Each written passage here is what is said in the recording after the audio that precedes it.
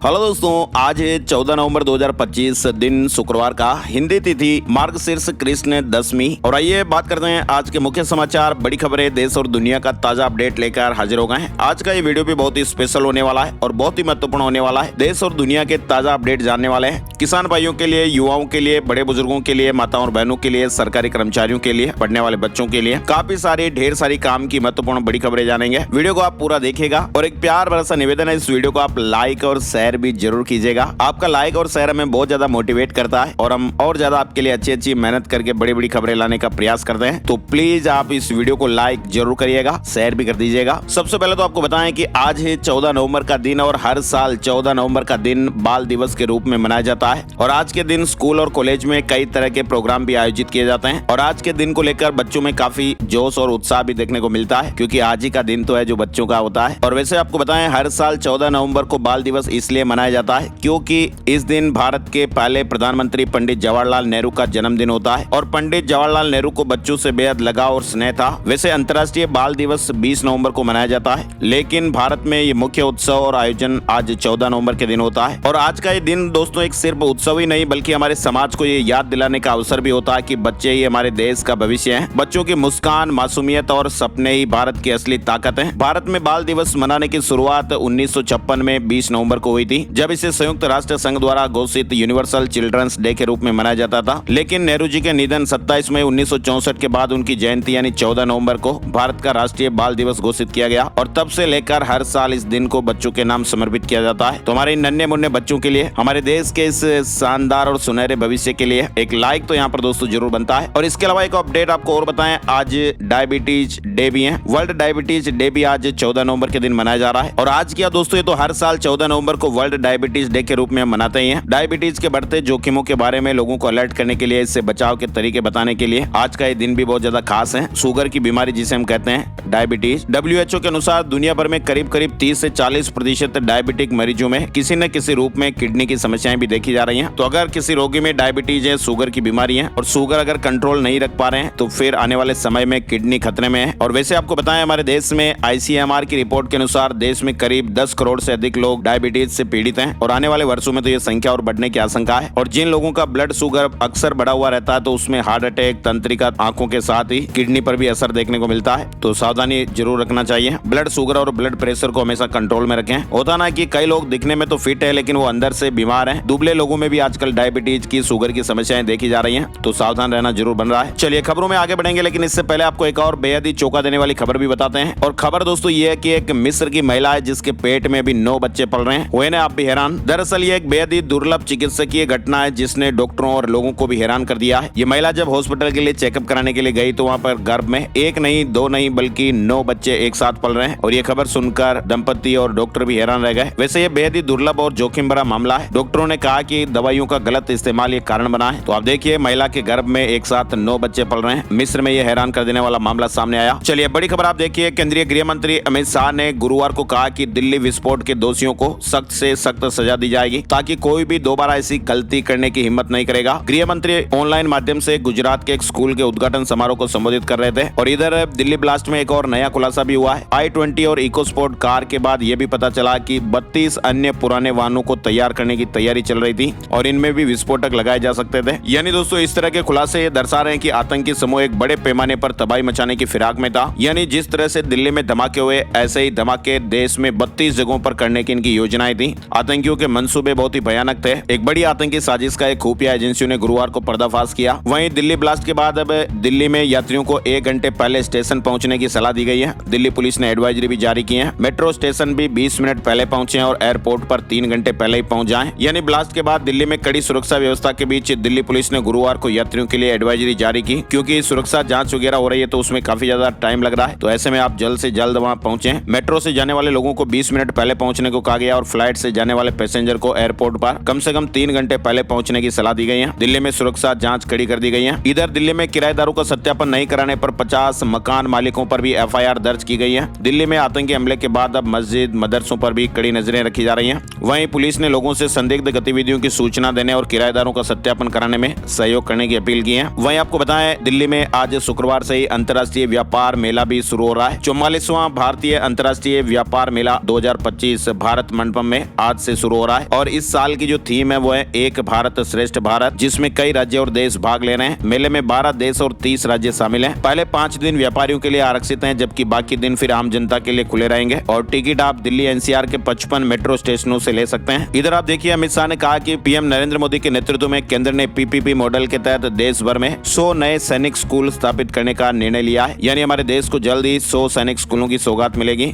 इधर reserve bank of India यानी RBI ने भी एक बड़ा फैसला लिया है। गोल्ड के बाद अब चांदी पर भी लोन मिलेगा। आरबीआई ने सोने की तरह ही अब चांदी पर भी लोन देने का फैसला किया है। नए नियम जारी किए गए हैं। 1 अप्रैल 2026 से इस तरह के अपडेट लागू हो जाएंगे। इधर आप देखिए, दुबई का सीएल मरीना होटल 15 नवंबर को दुनिया के सबसे ऊंचे होटल के रूप में खुल जाएगा। ये 377 मीटर ऊंचा और इसमें 82 मंजिल है। ये दुबई के टूरिज्म को बढ़ावा देगा। दुबई में ये 15 नवंबर को खुल रहा है। साथ ही आप देखिए, बांग्लादेश में इंटरनेशनल क्राइम्स ट्रिब्यूनल यानी आईसीटी 17 नवंबर को पूर्व प्रधानमंत्री शेख हसीना के खिलाफ मानवता विरोधी अपराधों के मामले में फैसला सुनाएगा और ऐसे में ढाका और अन्य शहरों में भी तनाव बढ़ गया है। बांग्लादेश में भी माहौल ठीक नहीं चल रहा है। सड़कों पर बैनर, पोस्टर, सोशल मीडिया पर अपीलें और जगह जगह वहाँ विरोध प्रदर्शन भी देखने को मिल रहे हैं। साथ ही आप देखिए, ब्रिटेन के प्रधानमंत्री कीर स्टारमर की कुर्सी पर भी खतरा मंडरा रहा है। उनकी लेबर पार्टी में असंतोष बढ़ता दिख रहा है और अपनों के खिलाफ बगावत की सुगबुगाहट तेज हो गई है और ऐसे में अब यही सवाल उठ रहे हैं कि क्या स्टारमर अपनी कुर्सी बचा पाएंगे। ब्रिटेन की सियासत में भी आजकल उथल पुथल मची हुई है। इधर ईरान के मिसाइल कार्यक्रम को रोकने के लिए यूएस ने बड़ा एक्शन लिया है। भारत समेत 7 देशों की 32 कंपनियों और लोगों पर प्रतिबंध लगाए हैं। अमेरिका ने ईरान के परमाणु और मिसाइल कार्यक्रमों पर शिकंजा कसते हुए 32 व्यक्तियों और संस्थाओं पर प्रतिबंध लगाए हैं, जिसमें भारत की भी एक कंपनी शामिल है। इधर ताइवान को लेकर चीन और जापान के बीच लगातार तनाव बढ़ता जा रहा है। जापान के ताइवान को सैन्य समर्थन देने से चीन बौखला गया है। चीन ने जापान को कड़ी चेतावनी देते हुए अपने आंतरिक मामलों में हस्तक्षेप बंद करने और आग से न खेलने को कहा है। कुल मिलाकर चीन और जापान में ताइवान को लेकर अब लगातार चिंताएं बढ़ती जा रही हैं। जापान ताइवान के पक्ष में डट कर खड़ा है और जापान ने ताइवान की मदद के लिए वहां सैन्य सहायता तक शुरुआत कर दी है और ताइवान को जापान के समर्थन से अब चीन बौखला गया है। इधर आप देखिए, चीन परमाणु शक्ति वाला एयरक्राफ्ट कैरियर तैयार कर रहा है। सैटेलाइट तस्वीरों ने हलचल बढ़ाई है। भारत G20 में सबसे तेज बढ़ने वाली अर्थव्यवस्था बना रहेगा। मूडीज रेटिंग्स ने ये कहा कि भारत आने वाले 2 साल तक G20 देशों में सबसे तेजी से बढ़ने वाली इकोनॉमी बना रहेगा। मूडीज के मुताबिक भारत की जीडीपी ग्रोथ 2027 तक औसतन 6.5% रहने का अनुमान है। 50% अमेरिकी टैरिफ के बावजूद भी भारतीय निर्यातकों ने सफलतापूर्वर्क नए मार्केट खोले हैं। इधर आप देखिए, ओपन एआई चैट जीपीटी से जुड़ी खबर है। ओपन एआई का नया लैंग्वेज मॉडल लॉन्च हुआ है। कंपनी ने चैट जीपीटी का 5.1 वर्जन भी लॉन्च कर दिया है। इधर आपको दिखाएं, बिहार की 243 विधानसभा सीटों पर आज मतगणना, यानी बिहार विधानसभा चुनाव के आज रिजल्ट आने वाले हैं। सुरक्षा व्यवस्थाएं भी मुस्तैद की गई हैं। कुल मिलाकर बिहार के चुनाव रिजल्ट भी आज देखने को मिल जाएंगे। भारत निर्वाचन आयोग ने गुरुवार को बिहार विधानसभा चुनाव 2025 के सफल आयोजन की सराहना की है, जिसमें 67.13% का रिकॉर्ड मतदान हुआ है, जो साल 1951 के बाद से बिहार राज्य में अब तक का सबसे ज्यादा मतदान रहा। चुनाव आयोग ने यह भी कहा कि बिहार के 38 जिलों में से किसी में भी पुनर्मतदान का अनुरोध नहीं किया गया है। साथ ही आप देखिए, बिहार पुलिस ने भी अलर्ट जारी किया है। डीजीपी ने सख्त निर्देश दिए हैं। कहा कि मतगणना में शांति भंग करने वालों पर एफआईआर होगी, स्पीडी ट्रायल से सजा भी मिलेगी। बिहार विधानसभा चुनाव परिणाम मतगणना को लेकर पुलिस मुख्यालय भी पूरी तरह सतर्क है। इधर बिहार में डीजीपी के आदेश पर आरजेडी नेता सुनील सिंह के खिलाफ एफआईआर दर्ज हो गई है। काउंटिंग को लेकर उन्होंने भड़काऊ बयान दिया था। सुनील सिंह ने कहा था कि अगर काउंटिंग में गड़बड़ी हुई तो सड़कों पर नेपाल, बांग्लादेश और श्रीलंका जैसा नजारा दिखेगा और ऐसे में बिहार विधानसभा चुनाव के रिजल्ट से पहले ही आरजेडी नेता सुनील सिंह पर एफआईआर दर्ज की गई। काउंटिंग को लेकर उन्होंने इस तरह से भड़काऊ बयान दिए थे। साथ ही आप देखिए, राजस्थान के सीकर में एक वोटर के 7 ईपिक कार्ड घर पहुंच गए। कांग्रेस ने सोशल मीडिया पर पोस्ट किया। वहीं चुनाव आयोग ने कहा कि 7 बार ऑनलाइन आवेदन से कार्ड बना। कुल मिलाकर राजस्थान के सीकर में एक युवा वोटर के 7 ईपिक कार्ड निर्वाचन आयोग ने जारी कर दिए। कांग्रेस की इस टिप्पणी के बाद निर्वाचन आयोग ने इसका फैक्ट चेक भी करवाया। बाद में अपनी गलती स्वीकार करते हुए इस पर स्पष्टीकरण देकर जिम्मेदार के खिलाफ कार्रवाई करने के लिए भी कहा है। दरअसल 18 साल के एक वोटर के 7 वोटर आईडी कार्ड घर पर आ गए और सभी का जो वोटर आईडी कार्ड नंबर है वो अलग अलग था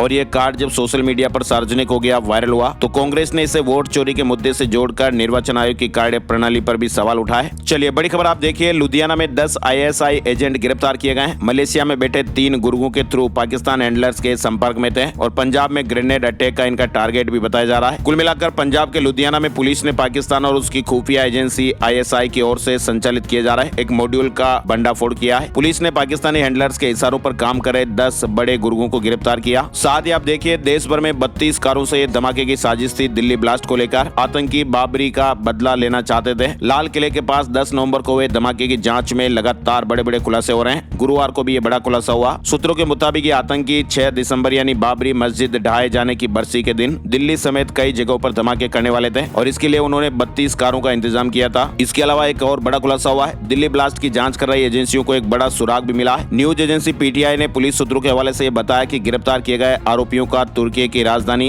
अंकारा में बैठे एक विदेशी हैंडलर से भी सीधा संपर्क था। हालांकि तुर्की ने सफाई दी और कहा कि भारत के खिलाफ कट्टरपंथी गतिविधियों में हम शामिल नहीं है। मीडिया रिपोर्ट्स को भी खारिज किया है। इधर दिल्ली धमाकों से जुड़ा अल फलाह यूनिवर्सिटी का कनेक्शन भी सामने आया। अरब देशों से फंडिंग, चांसलर फ्रॉड का आरोपी। वहीं ब्लास्ट में शामिल 2 डॉक्टर यही जॉब करते थे। दिल्ली ब्लास्ट के बाद फरीदाबाद के मुस्लिम बहुल गांव दोज में बनी अल फलाह यूनिवर्सिटी टेरर मॉड्यूल से जुड़े डॉक्टरों की गिरफ्तारी के बाद अब जांच के घेरे में है। केंद्र सरकार ने ईडी को यूनिवर्सिटी के फंडिंग की जांच के आदेश दे दिए हैं। अब तक इस यूनिवर्सिटी के 3 डॉक्टर मुजमिल शकील, डॉक्टर शाहीन सईद और डॉक्टर उमर नबी का नाम दिल्ली धमाके में आ चुका है और दिल्ली धमाके में डॉक्टर उमर की मौत हो चुकी है। एआईयू ने अल फलाह यूनिवर्सिटी की सदस्यता भी रद्द कर दी है। वहीं विश्वविद्यालय एडमिनिस्ट्रेशन ने वेबसाइट भी बंद कर दी। ये भी अपडेट आया कि दिल्ली ब्लास्ट आतंकियों ने सेशन ऐप यूज किया था। रजिस्ट्रेशन के लिए फोन नंबर और ईमेल की यहाँ जरूरत नहीं होती है। वहीं मैसेज ट्रेसिंग भी यहाँ बेहद मुश्किल होता है। दिल्ली ब्लास्ट में तीसरी संदिग्ध कार हरियाणा में मिली है। शाहीन की यह कार अल फलाह यूनिवर्सिटी में खड़ी थी। चलिए आगे बढ़ते हैं। बड़ी खबर, पूर्वी लद्दाख में चीन की सीमा के पास न्योमा एयरबेस को बुधवार को फिर शुरू किया गया। भारतीय वायुसेना प्रमुख चीफ मार्शल एपी सिंह ने इसका उद्घाटन किया। 1962 जंग के बाद बंद न्योमा एयरबेस फिर शुरू हुआ है। इधर देखिए आप, कलकत्ता हाईकोर्ट ने मुकुल रॉय की विदायगी रद्द कर दी है। दल बदल कानून के तहत यह फैसला। कलकत्ता हाईकोर्ट ने गुरुवार को दल बदल विरोधी कानून के तहत तृणमूल कांग्रेस यानी टीएमसी के नेता मुकुल रॉय की पश्चिम बंगाल विधानसभा की सदस्यता रद्द कर दी है। साथ ही आप देखिए हमारे देश में 6 करोड़ मृतकों के आधार कार्ड एक्टिव हैं। पश्चिम बंगाल में 34 लाख आईडी धारक अब जिंदा नहीं। उदय ने फिलहाल सर्वे शुरू किया है। हमारे देश में जनवरी 2009 में आधार कार्ड लागू हुआ था। हर नागरिक को आधार नंबर जारी करने की शुरुआत के 15 साल हो चुके हैं और इस दौरान 142 करोड़ से ज्यादा आधार कार्ड जारी हो चुके हैं। लेकिन 8 करोड़ से ज्यादा आधार कार्ड धारकों की मौत के बावजूद भी 1 करोड़ 83 लाख आधार कार्ड ही निष्क्रिय हो पाए हैं। यानी करीब करीब 6 करोड़ मृतकों के आधार कार्ड अभी भी एक्टिव हैं। वहीं रिश्वत कांड में मुंबई के जज और क्लर्क पर केस दर्ज हुआ है। जमीन विवाद में फैसला फेवर में सुनाने के लिए 25 लाख मांगे गए। क्लर्क 15 लाख लेते पकड़ा गया। मुंबई के मजगांव सिविल सेशन कोर्ट से जुड़ा एक रिश्वत कांड का मामला भी सुर्खियों में भी चल रहा है। पीटीआई न्यूज एजेंसी के मुताबिक एसीबी ने सिविल सेशन कोर्ट के एक जज को भी आरोपी बनाया है। वहीं सुप्रीम कोर्ट ने कहा कि ईवी पॉलिसी पर पुनर्विचार करने की जरूरत है। बड़े शहरों में पायलट प्रोजेक्ट शुरू करने की सलाह दी है। 1 महीने बाद फिर अगली सुनवाई होगी। पाकिस्तान की हरकतें और हालतें आप देख सकते हैं। पाकिस्तानी अखबार डॉन ने खबर लिखने में चैट जीपीटी का इस्तेमाल किया और सोशल मीडिया पर ट्रोल हो गया। पाकिस्तान का एक प्रमुख अंग्रेजी अखबार है डॉन, जिसने चैट जीपीटी से खबरें बनाई है। चैट जीपीटी से खबरें लिखने और एडिट करने का आरोप लगा है और ये विवाद भी तब शुरू हुआ जब अखबार ने गलती से एक एआई जनरेट किया गया प्रॉम्प्ट अपनी खबर में ही छाप दिया।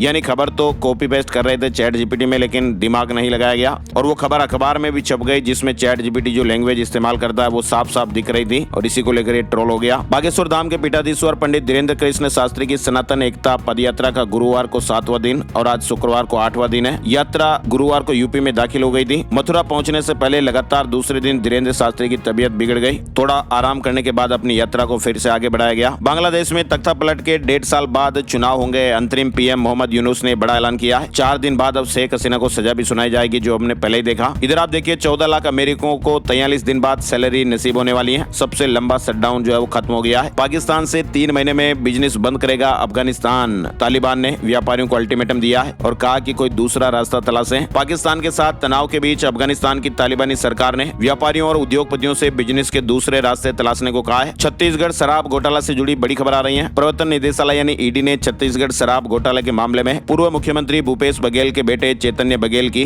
61.20 करोड़ की संपत्ति अस्थायी रूप से अटैच यानी कुर्क कर ली है। दिल्ली सरकार में प्रशासनिक सुधार, लेखा विभाग के बड़े पदों को अपग्रेड और विलय किया गया। दिल्ली की रेखा गुप्ता सरकार ने लेखा विभाग के बड़े पदों को अपग्रेड करते हुए उसे विलय कर दिया है। ये निर्णय भारत सरकार के वित्त मंत्रालय, व्यय विभाग के नियंत्रक महालेखाकार और गृह मंत्रालय की अधिसूचना के अनुपालन में किया गया है। मध्य प्रदेश से बड़ी खबर आई है। मध्य प्रदेश के किसानों के लिए 13 नवंबर का दिन बहुत ही खास रहा। मुख्यमंत्री डॉक्टर मोहन यादव ने सोयाबीन उत्पादक किसानों के बैंक खातों में भावांतर योजना के 233 करोड़ रुपए ट्रांसफर कर दिए हैं। मध्य प्रदेश में प्याज के दामों में गिरावट से किसान भाइयों में हाहाकार मचा हुआ है। मंडियों में 1 रुपए किलो कीमत पहुंच रही है। मध्य प्रदेश में प्याज की कीमतें 1-2 रुपए प्रति किलो तक गिरने से किसान गहरे संकट में है। लागत निकालना भी मुश्किल हो रहा है। इधर उत्तर प्रदेश में देखिए आप लखनऊ और नोएडा समेत यूपी के 5 शहरों में 15 नवंबर से बिजली की नई व्यवस्था लागू हो जाएगी। यूपी पीसीएल ने ये दावा किया है। हालांकि कर्मचारी संगठन अभी विरोध कर रहे हैं। लखनऊ समेत कई शहरों में बिजली व्यवस्थाओं में बदलाव किया जाएगा। वर्टिकल व्यवस्था लागू होने से उपभोक्ताओं को बेहतर सेवाएं मिलने का दावा किया जा रहा है, लेकिन कर्मचारी संगठन इसका विरोध कर रहे हैं। उनका मानना है कि ये निजीकरण की तैयारी है। साथ ही कर्नाटक सरकार का बड़ा फैसला आप देख सकते हैं, महिलाओं को राहत दी गई है। कर्नाटक मंत्रिमंडल ने अक्टूबर में कार्यरत महिलाओं को मासिक भुगतान सहित पीरियड लीव प्रदान करने के प्रस्ताव को मंजूरी दे दी थी। सरकार ने बुधवार को इसको लेकर एक आधिकारिक आदेश भी जारी कर दिया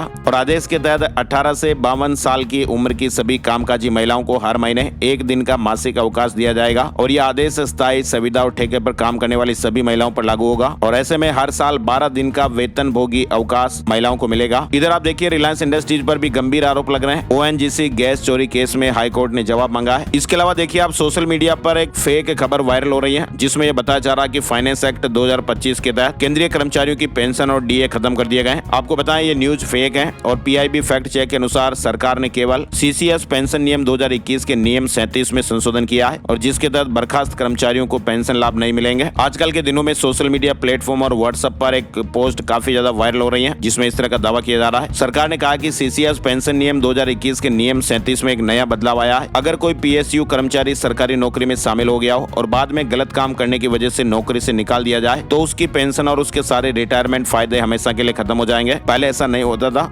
अब ये सजा ज्यादा सख्त की गई है। साथ ही सरकारी कर्मचारियों के लिए जरूरी खबर भी आ रही है। पेंशन और ग्रेच्युटी पर भी एक बड़ा अपडेट है। सरकारी कर्मचारियों के जबरन रिटायरमेंट पर सरकार ने बड़ा फैसला लिया है। पेंशन और ग्रेच्युटी को लेकर सारा कंफ्यूजन खत्म करते हुए नई गाइडलाइन जारी की गई है। नए नियमों के मुताबिक 10 साल से ज्यादा सर्विस करने वालों को ही पेंशन का अधिकार होगा। नए नियमों में सरकार ने कर्मचारियों को उनकी सर्विस की अवधि के आधार पर 2 मुख्य श्रेणियों में बांटा है। पहली श्रेणी उन कर्मचारियों की रहेगी जिन्होंने अपनी सर्विस के 10 साल पूरे कर लिए। सरकार ने स्पष्ट किया कि यदि कोई केंद्रीय कर्मचारी कम से कम 10 साल की सेवा पूरी करने के बाद रिटायर हो जाता है तो वह कंपलसरी रिटायरमेंट पेंशन का हकदार होगा। नए दिशा निर्देशों के अनुसार जो कर्मचारी 10 साल की सेवा पूरी करने से पहले रिटायर हो जाते हैं वे पेंशन के हकदार नहीं होंगे, लेकिन कर्मचारियों को कंपलसरी रिटायरमेंट सर्विस ग्रेच्युटी दी जाएगी। इधर आपको बताएं भारत का जॉब मार्केट फिर से तेजी पकड़ने की ओर है। नई टेक्नोलॉजी, डिजिटल ट्रांसफॉर्मेशन और क्षेत्रीय विस्तार से 2026 में नौकरी चाहने वालों के लिए ढेरों अवसर आने वाले हैं। छोटे शहरों में भी नौकरियों की संभावनाएं बढ़ने की उम्मीद है। पिछले 1 साल से नौकरियों की रफ्तार कुछ धीमी थी, थम सी गई थी। कंपनियां सावधानी से भर्ती कर रही थी और बाजार में भी अनिश्चितताओं का माहौल था, लेकिन अब हालात बदलते दिख रहे हैं। इधर देखिए आप ईरान में जनता का गुस्सा भी उबाल पर है। राष्ट्रपति कार्यालय के सर्वे में 92% लोगों ने सरकार से असंतोष जताया है। महंगाई, बेरोजगारी और भूख से जूझती जनता ने स्थानीय अधिकारियों को कमजोर बताया है। 92% लोग अली खामेनेई सरकार से नाराज हैं। इधर आपको बताएं हरियाणा में 5वीं तक के स्कूल बंद होंगे।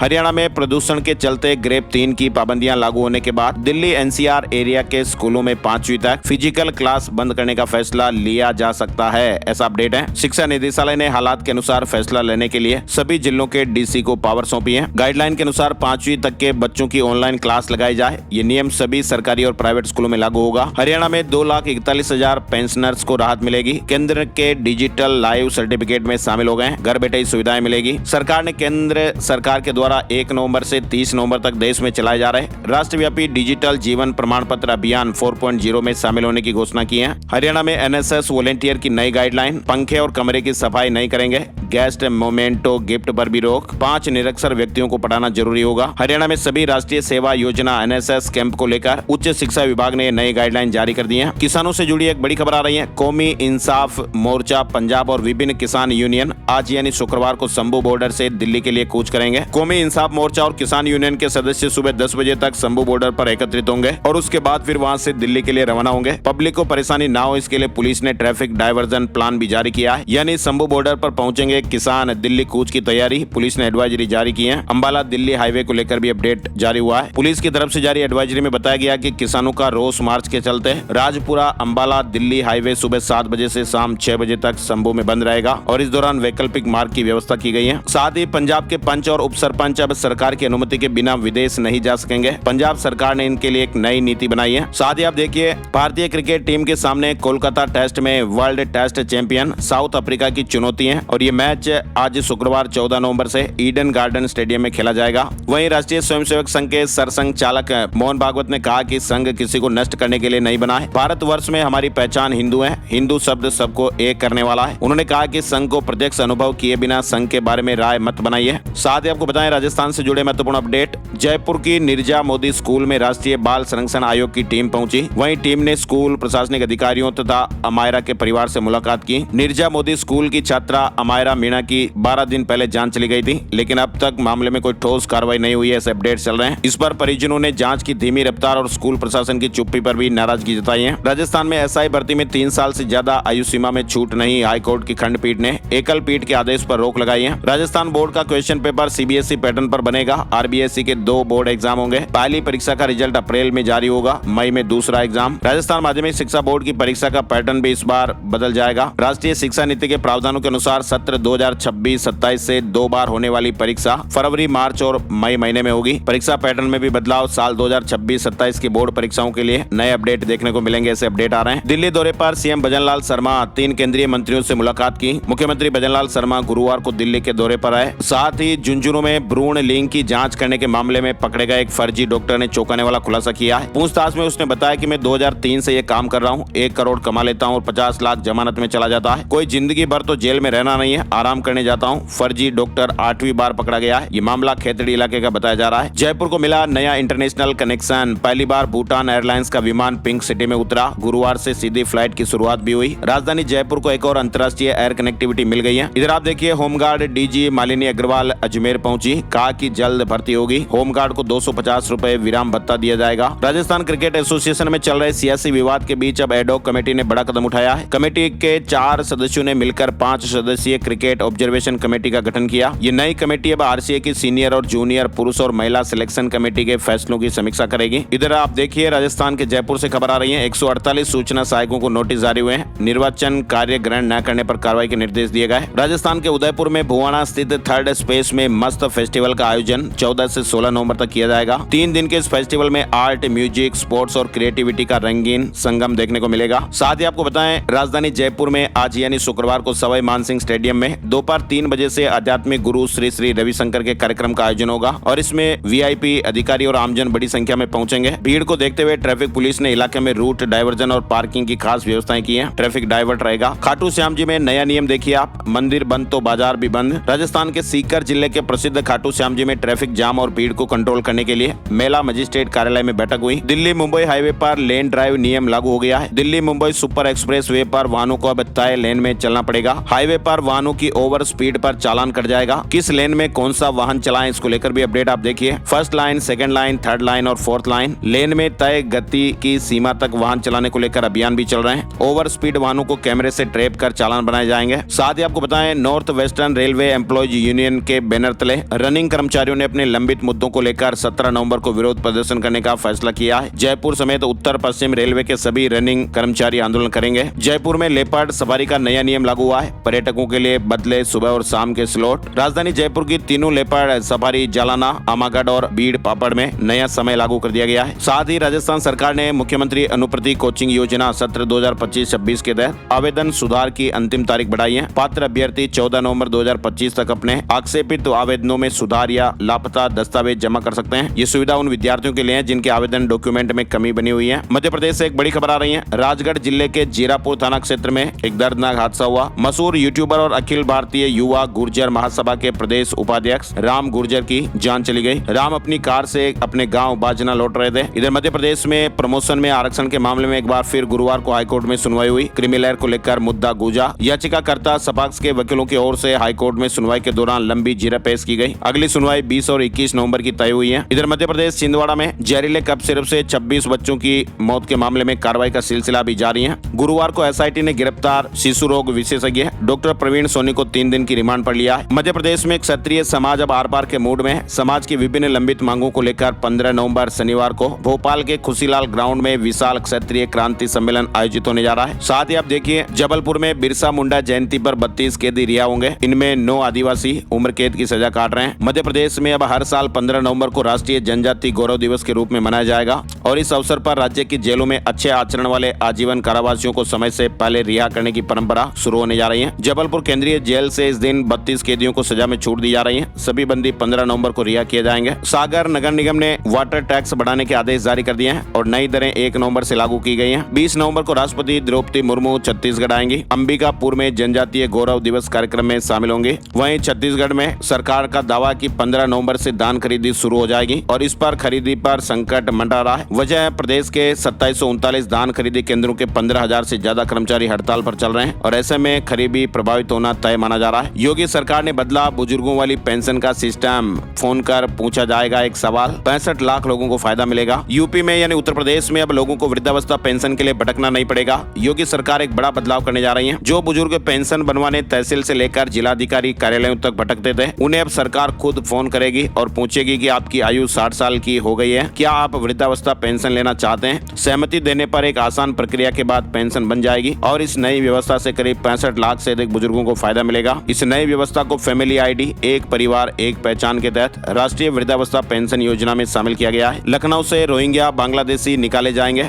5 नए वेडिंग जोन भी बनेंगे। हाउस टैक्स पर 10% छूट जैसे महत्वपूर्ण निर्णय लिए गए। झारखंड हाईकोर्ट पैसा नियमावली पर सख्त हो गया है। नियमावली की बाधाएं दूर की जाए। 3 सप्ताह में स्टेटस रिपोर्ट दाखिल की जाए। कोर्ट ने राज्य सरकार को 3 सप्ताह का समय देते हुए मामले में विस्तृत स्टेटस रिपोर्ट दाखिल करने के निर्देश दिए हैं। साथ ही बड़ी खबर आ रही है, देश भर में अब राष्ट्रीय उद्यानों और वन्य जीव अभ्यारण्यों के 1 किलोमीटर दायरे में किसी भी तरह की खनन गतिविधि नहीं की जा सकेगी। सुप्रीम कोर्ट ने गुरुवार को इस संबंध में एक बड़ा आदेश जारी किया है। कोर्ट ने कहा कि खनन गतिविधियां वन्य जीवों के लिए गंभीर खतरा है, इसलिए इन्हें पूरी तरह रोकना जरूरी है। सुप्रीम कोर्ट ने यह फैसला सुनाते हुए कहा कि पहले यह प्रतिबंध केवल गोवा राज्य के लिए लागू था, जिसे अब पूरे देश में लागू किया जा रहा है। रांची में 30 नवंबर को वनडे मैच भारत दक्षिण अफ्रीका में मुकाबला। 25 नवंबर के बाद टिकट मिलेंगे। हिमाचल सीएम ने 24 नवंबर को कैबिनेट मीटिंग बुलाई है। विंटर सेशन में रखे जाने वाले विधेयक पर चर्चा होगी। नई भर्तियों को भी मंजूरी मिल सकती है। इधर आपको बताएं, देहरादून के परेड ग्राउंड पर पिछले 4 दिनों से चल रहा उपनल कर्मचारियों का आंदोलन अब राजनीतिक रंग भी लेने लगा है। Council for the Indian school certification यानी CISE ने गुरुवार 13 नवंबर को बोर्ड परीक्षाओं की डेट शीट यानी टाइम टेबल जारी कर दिया है। ICSE और ISC बोर्ड परीक्षा 2026 का टाइम टेबल जारी हो गया है। स्नैपड्रैगन 8 Gen 5 प्रोसेसर वाला पहला फोन भारत में लॉन्च हो गया है। OnePlus ने लॉन्च किया। शेयर मार्केट न्यूज अपडेट में आपको बताएं,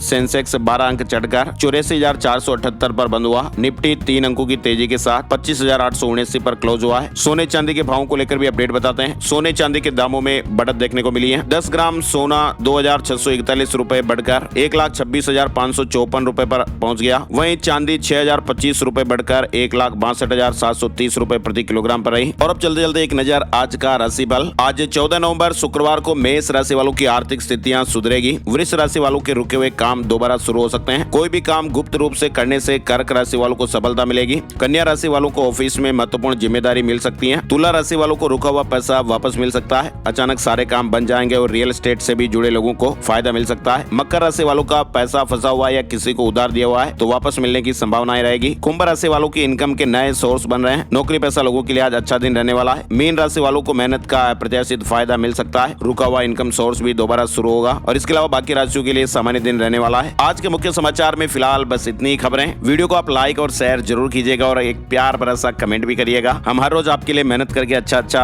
अपडेट्स लेकर आते हैं और ये बड़ी खबरों वाला वीडियो हम हर रोज आपके लिए लेकर आते हैं। तो इस वीडियो को आप ज्यादा से ज्यादा यार दोस्तों के साथ शेयर कीजिए ताकि हमें सपोर्ट मिले। आपका प्यार और सपोर्ट हमें मिलता रहे, ऐसे ही आपका आशीर्वाद हमें आगे बढ़ाता रहे। वीडियो को आपने पूरा देखा, इसके लिए आपका बहुत बहुत धन्यवाद और शुक्रिया। एक और नई जानकारी और अपडेट वीडियो में फिर मिलते हैं। तब तक के लिए जय हिंद, जय भारत।